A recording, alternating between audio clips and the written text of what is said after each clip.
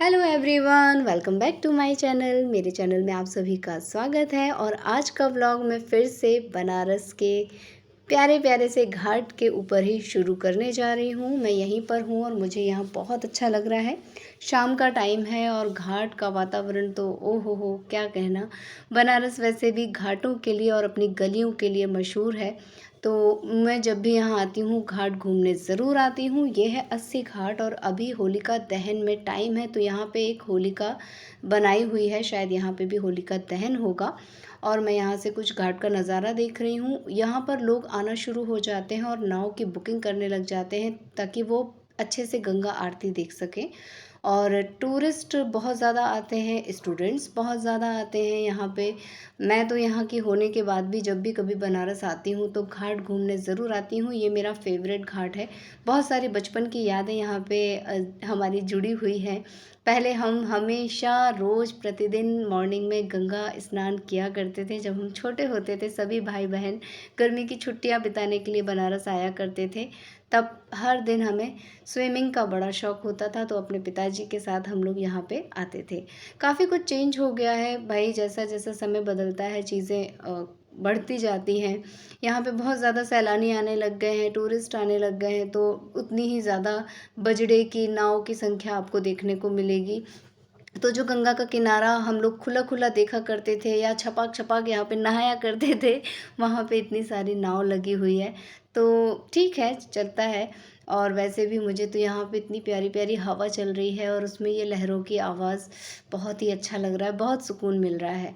और गंगा जी के स्नान का तो मैं नहीं कह सकती, शाम के समय हम स्नान तो नहीं करेंगे, लेकिन गंगा जी के चरण स्पर्श करके हम अपने ऊपर जल के छींटे ज़रूर डालेंगे। सो मैं और उत्कर्ष अभी वही कर रहे हैं।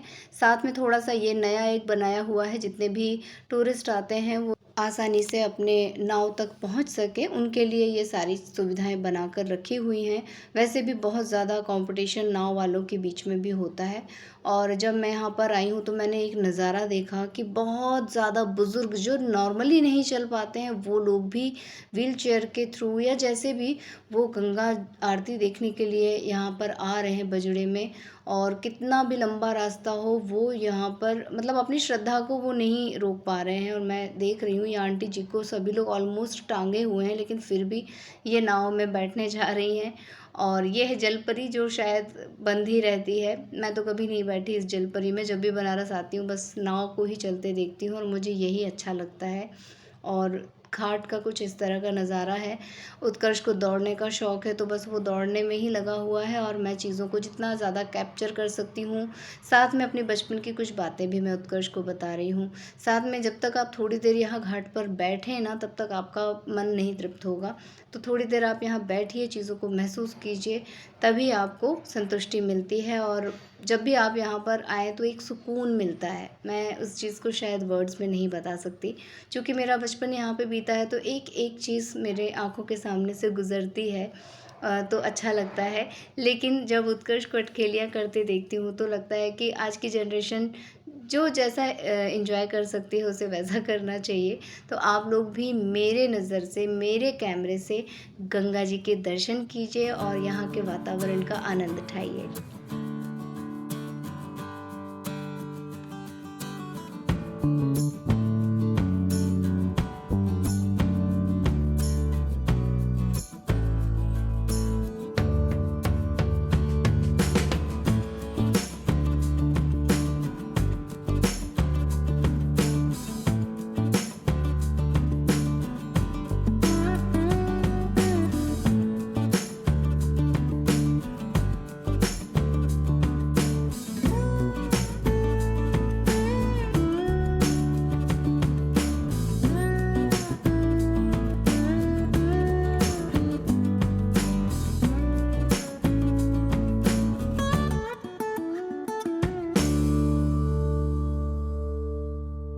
घूमते घूमते अब यहाँ पे गंगा आरती का समय हो गया है। सीढ़ियों पे अच्छे रंग बिरंगी कालीन बिछ गई है और लोगों ने अपनी अपनी सीट बुक कर ली है। जितने भी लोग वहाँ पर बैठ के गंगा आरती देखना चाहते हैं वो लोग पहले से यहाँ आकर अपने परिवार के साथ बैठ जाते हैं। कुछ लोग नाव में बैठ जाते हैं और साथ ही यहाँ पे रंगारंग कार्यक्रम शुरू हो जाता है, जो कि सुबह बनारस के नाम पे है। और जैसे ही हम पहुँचे हैं वैसे यहाँ पे एक फर्स्ट अनाउंसमेंट हो रहा है। सबसे पहले गंगा जी के लिए और भगवान शंकर के लिए प्रस्तुति दी जाती है। तो ये नृत्य प्रस्तुति है कथक की, तो ये दीदी जो है वो देंगी।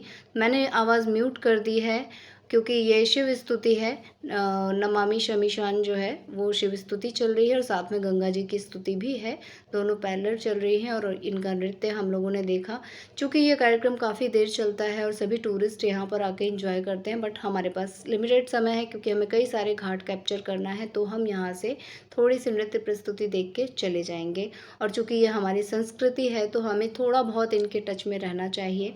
सुबह बनारस का कार्यक्रम बहुत अच्छा होता है, ये मैंने सुना हुआ है और मैं इसे पहली बार देख रही हूँ। जब मैं यहाँ पर थी तब ये सारी सुविधाएं यहाँ पे नहीं थी, लेकिन मैंने इसके बारे में काफ़ी न्यूज़ में पढ़ा था और सुना था, तो मेरा मन था एक बार यहाँ पे आके देखने का। सो मैं मॉर्निंग के टाइम तो नहीं आ पाई, लेकिन हाँ इवनिंग में भी यहाँ पे प्रस्तुति जो चल रही थी उसे मैंने और उत्कर्ष ने एंजॉय किया। और उत्कर्ष को सबसे ज़्यादा तो दौड़ने में ही मज़ा आता है, वो तो दौड़ रहा था और साथ में जो छोटे छोटे कार्यक्रम हो रहे थे आसपास के वो भी वो देख रहा था। कहीं पे लठमार होली चल रही थी वो भी उसने एंजॉय की, देखा, क्योंकि उसके लिए ये सब चीज़ें फ़र्स्ट टाइम हो रही हैं, उसने ये सब कभी नहीं देखा है, तो उसे बहुत अच्छा लग रहा था। अब हम आ गए हैं यहाँ पे नया जो घाट बना है राजघाट, नमो घाट के नाम से ये प्रसिद्ध है। यहाँ पे टूरिस्ट जो है वो नमो घाट के नाम से यहाँ पर आते हैं और हमारे टाइम पे ये जो है राजघाट हम इसे बोलते थे। राजघाट का पुल है, बनारस आने के लिए हमें इस पुल को क्रॉस करना होता है। जब भी मैं जबलपुर से वाराणसी आती हूँ तो इस पुल को क्रॉस करते हुए आती हूँ। इस घाट में ऐसा कुछ खास मुझे नहीं लगा दोस्तों, सो मैं ईमानदारी से बता दे रही हूँ कि शायद अभी इसमें कंस्ट्रक्शन का काम चल रहा है, लेकिन मुझे ये इतना कुछ खास नहीं लगा। ये भी हो सकता है कि यहाँ पे मेरी कोई बचपन की याद नहीं है, इस वजह से ये मुझे उतना खास नहीं लगा हो।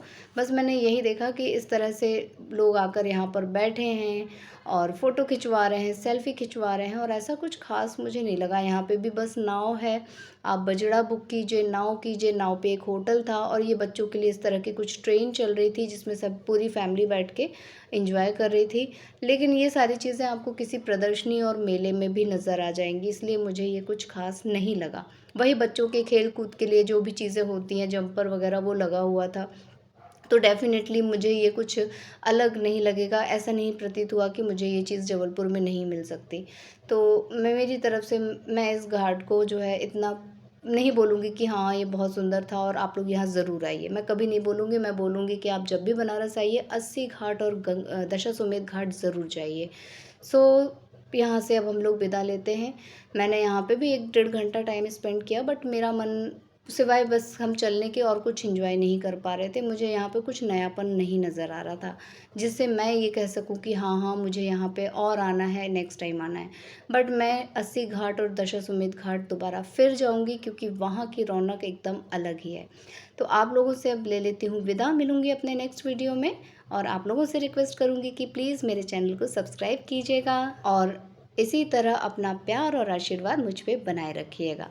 मिलती हूँ नेक्स्ट वीडियो में, तब तक के लिए take care, tata bye bye. और हाँ, अगर ये वीडियो आप लोगों को पसंद आए तो प्लीज़ इसे अपने फैमिली और फ्रेंड्स के साथ ज़रूर शेयर कीजिएगा। Bye bye, good night.